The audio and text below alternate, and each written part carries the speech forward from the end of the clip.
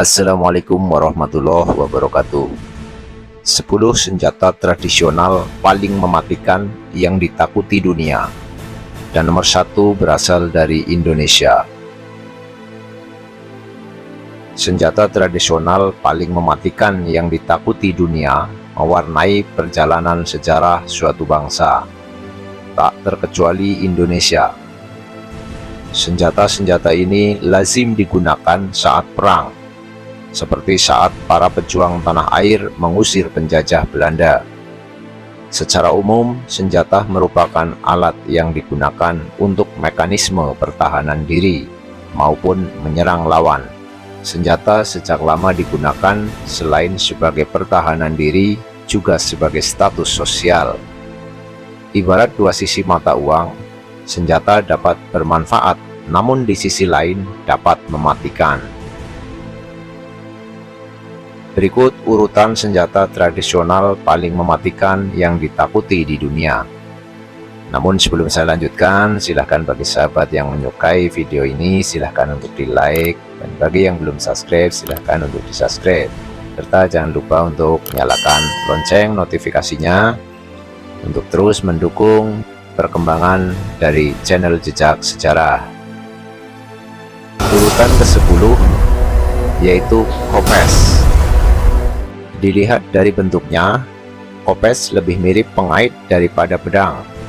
Senjata yang mirip dengan celurit dengan kedua sisi sama tajam ini digunakan orang-orang Mesir kuno.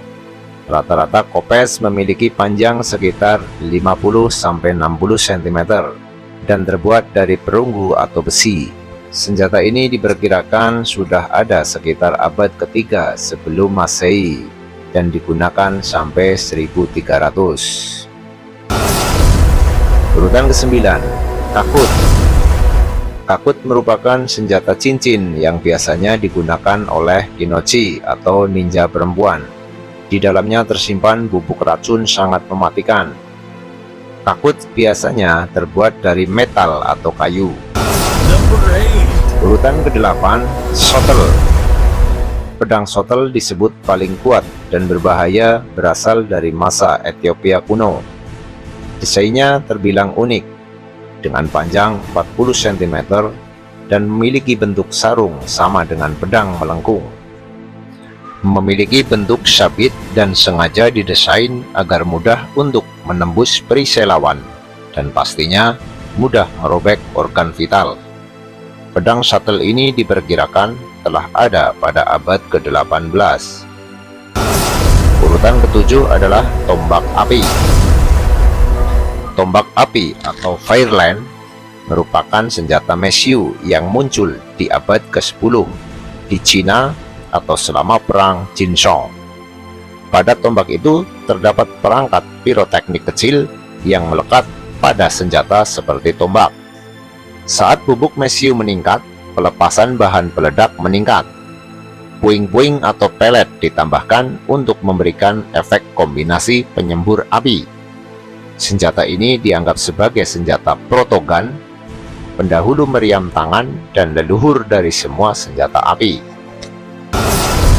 Urutan ke-6, urumi. Dari bentuknya saja, urumi terlihat sangat menyeramkan. Urumi pada dasarnya adalah pedang, meskipun bentuknya jauh berbeda dari yang ada.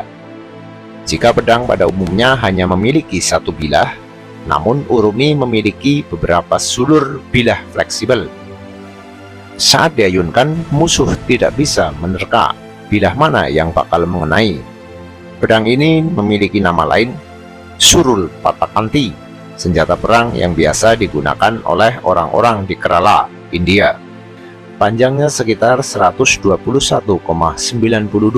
sampai 167,64 cm. Urutan ke-5 adalah atlatl. Senjata tradisional ini merupakan alat pelempar batu, tombak, atau panah yang biasa digunakan bangsa Aztec di Meksiko. Namun biasanya senjata tradisional ini dipasangkan dengan panah khusus yang disebut tlacochtli. Atlatl bisa melontarkan proyektil lebih jauh dan kuat dibandingkan ketika dilontarkan dengan tangan biasa. Urutan keempat, Gyoketsu Soge. Gyoketsu Soge mirip dengan celurit dengan dua bilah. Bentuknya ada yang lurus dan melengkung. Gyoketsu Soge juga dikaitkan dengan tali tebal yang terhubung dengan lingkaran seperti cakram. Senjata ini bisa digunakan untuk menjerat pedang dan merobeknya dari tangan lawan. Tali dan lingkaran seperti cakram digunakan untuk membungkus kaki musuh dan membuat mereka tersandung. Urutan ketiga, Zweihander. Zweihander merupakan pedang yang biasa digunakan pasukan Jerman dan Swiss. Pedang ini diciptakan pertama kali ketika Perang Italia pada 1494. Pengguna wajib memegang dengan kedua tangan supaya efek ayunannya lebih maksimal. Konon, pedang Zweihander mampu memotong leher 7 orang sekaligus dalam sekali tebasan. Urutan kedua adalah cakram. Cakram merupakan senjata tradisional berbentuk lingkaran.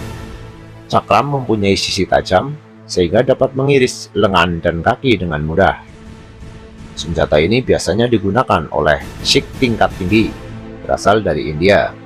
Cakram mempunyai ukuran beragam, mulai dari 12 sampai 30 cm dengan diameter 20 cm.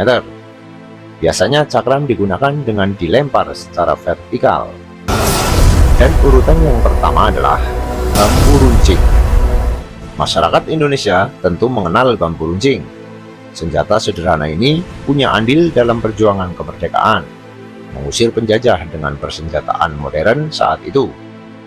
Bagian ujungnya yang meruncing mudah menembus kulit musuh, bahkan mengoyak daging.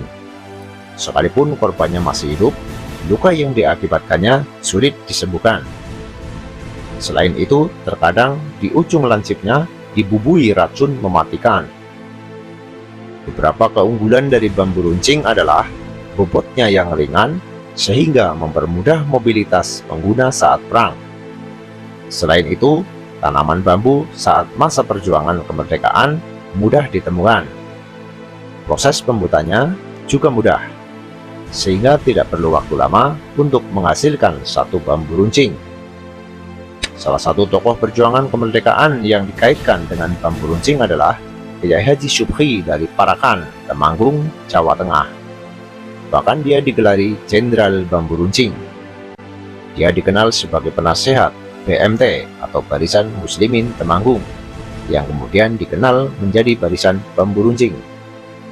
Untuk mengingatkan generasi muda akan perang dari bambu runcing, senjata ini diabadikan di Monumen Yogyakarta kembali. Demikian tadi 10 senjata tradisional yang paling mematikan dan ditakuti oleh dunia. Terima kasih. Semoga dapat menambah wawasan kita. Assalamualaikum warahmatullahi wabarakatuh.